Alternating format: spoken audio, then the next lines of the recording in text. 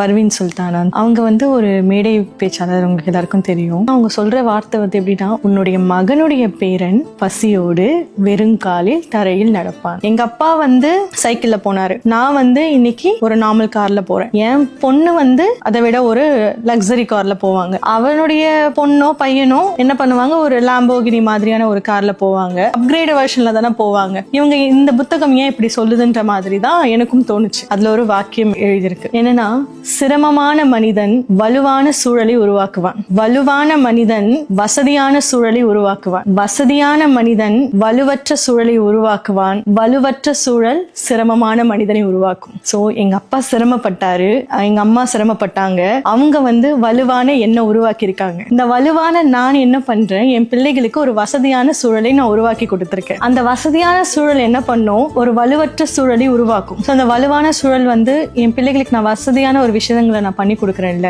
So அவங்களுக்கு அந்த வலி வந்து அவங்களுக்கு தெரியறது கிடையாது. அவங்களுக்கு கேட்டது எல்லாமே ஈஸியா கிடைக்குது. அதனால அவர்கள் பிள்ளைக்கு அதை விட ஈஸியா கொடுக்கறதுக்கான விஷயங்கள் தான் அவங்க பண்ணுவாங்க. அவங்களால உருவாக்கப்பட்ட மனுஷன் எப்படி இருப்பான்னா, சிரமமான மனிதனா தான் உருவெடுப்பான். அவங்க சொல்லும் போது ஒரு வார்த்தை சொன்னாங்க, இதை நான் படிக்கும் போது தரை வந்து அவங்க காலை விட்டு நகர்ந்தது அப்படின்னு சொல்லிட்டு, சேம் அந்த ஒரு ஜர்க் மூமெண்ட் தான் இருந்தது எனக்குமே.